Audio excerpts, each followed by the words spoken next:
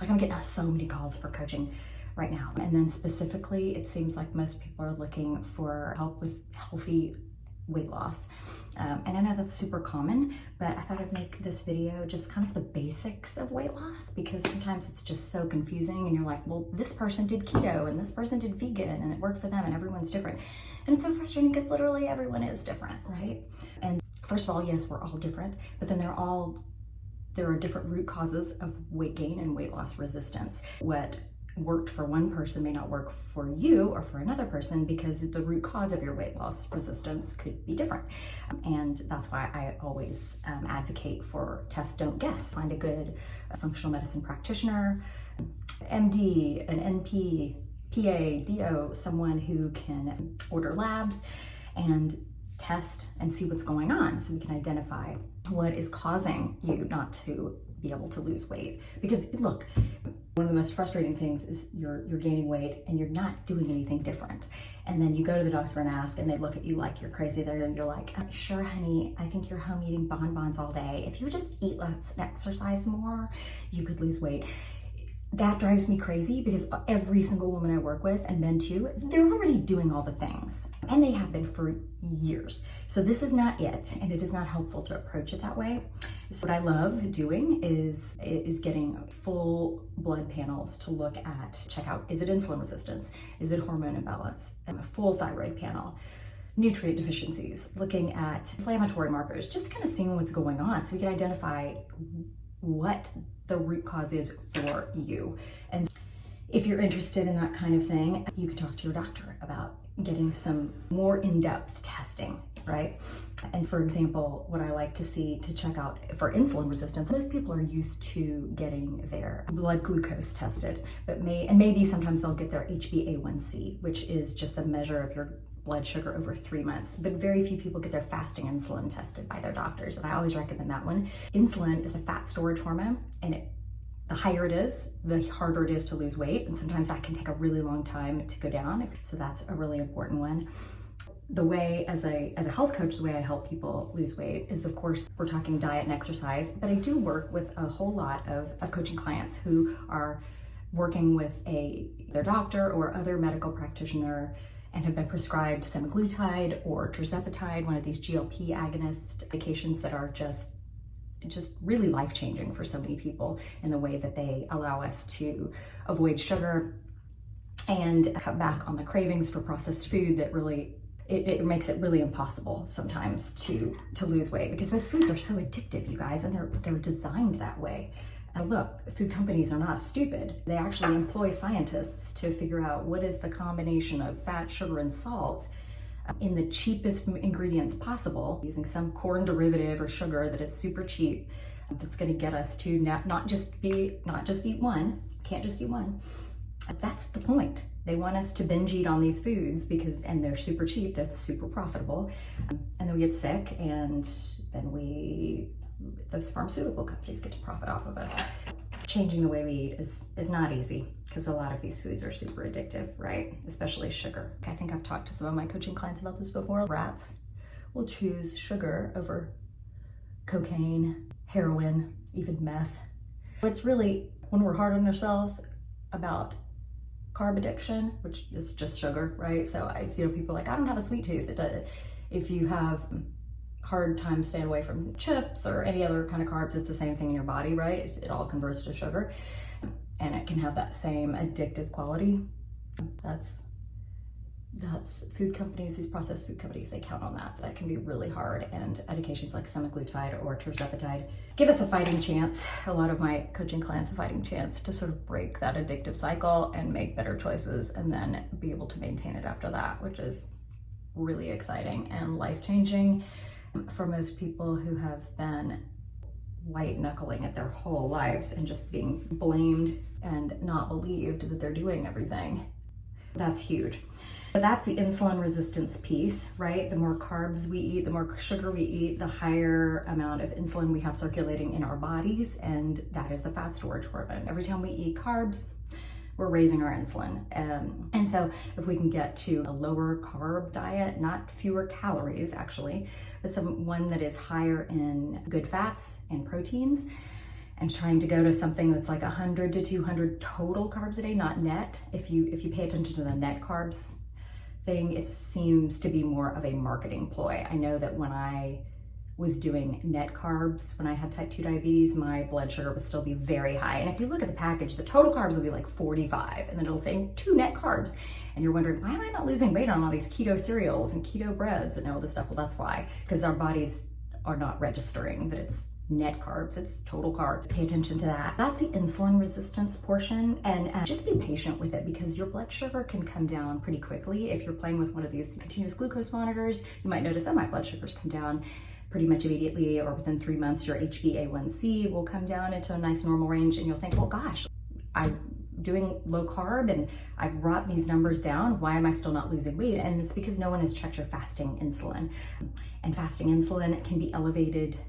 It could take sometimes a year, even more, depending on how high it is, right? We want that fasting insulin optimally, according to Dr. Mark Hyman, between 3 and 5. And most Americans, or at least the ones that I'm seeing in practice, it's in the 30s, the 20s sometimes. And that can take 6 months, a year, a little faster if you're using a medication like semaglutide or tirzepatide. But so that is the insulin resistance portion. That, if you do the blood work and you identify that yes, the insulin resistance is the cause of your weight loss resistance, then yes, low carb is huge for that.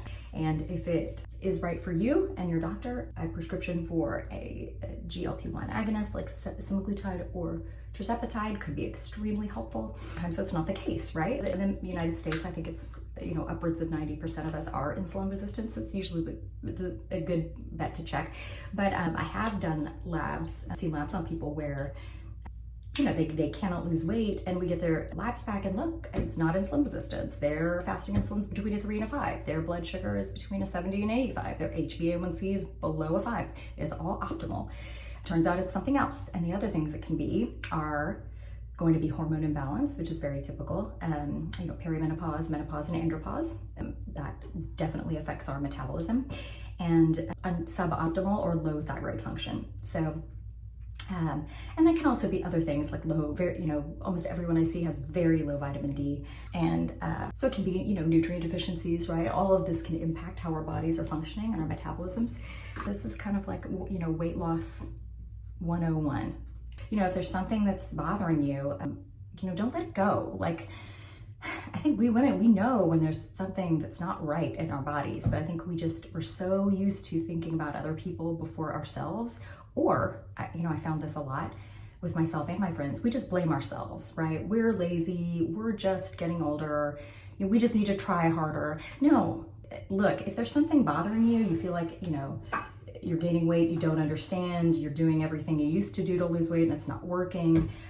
You're not sleeping well, there's something off with your mood or your libido, you don't feel like yourself, speak up and find a good medical practitioner who can help you and can order the right labs. I can help you with the names of the labs that are really great to request, and most doctors are very accommodating with that, because it's look, they want the best for you. So the more information they have on your medical care, the better they're able to take care of you. So make this some time for yourself. Whatever it is that you feel like is not right, that you listen, give yourself time to yourself so that you can listen to that internal voice that's saying something is a little bit off, and go get it addressed. Usually there is a biological or medical component backing it up, and there's something that you can do about it. There are, of course, diet and lifestyle changes. There's semaglutide or tirzepatide for the insulin resistance and the weight loss. That these are just amazing medications that are life-changing for people. When it comes to low thyroid function, for example, you can go talk to someone at Modern Thyroid Clinic like McCall McPherson or any of her practitioners. They're amazing. I don't get paid to recommend them. I just know she's really good, and I know that my coaching clients, I have really good feedback from them when they come back from her office. So she's excellent at thyroid care and weight loss. And then for bioidentical hormone replacement, a prescription for, an estradiol patch, oral micronized progesterone at night, and their, testosterone cream, and having them separated. Because there's so many ways to do hormone replacement, you guys, and everyone's a little bit different, and that's okay. So you just want to figure out what all your options are and find a doctor who's willing to work with you and offer you all of the options. And then be patient. Once we've identified what the issue is causing your weight loss resistance, it could be one thing, it could be a combination of all three. I've definitely seen that.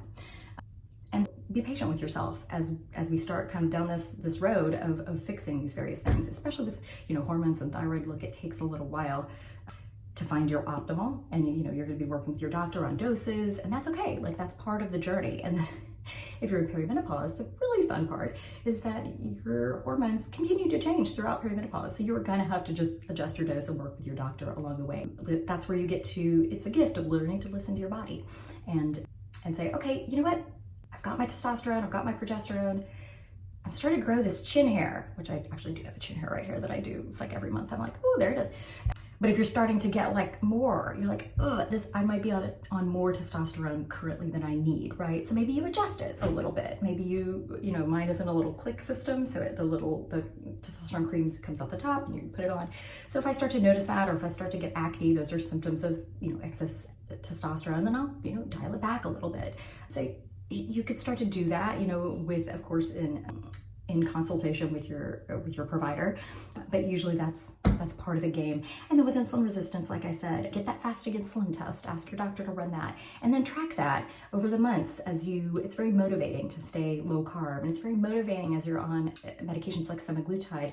You're gonna also wanna track, besides fasting insulin, your inflammatory markers like HSCRP, high sensitivity C-reactive protein, and homocysteine, and your lipid panels as well, because those really do tend to normalize very quickly on those GLP-1 medications. They can do the same thing on just simply a low carb diet, but it can take a little bit longer because semaglutide helps so much with the craving control. So it's so much easier to make the choices, the diet and lifestyle choices we know that we're supposed to make. But look, if rats are choosing sugar over cocaine and meth and heroin, how are we expected to stay away from it? I think let's just stop the shaming right there. Like, it's ridiculous.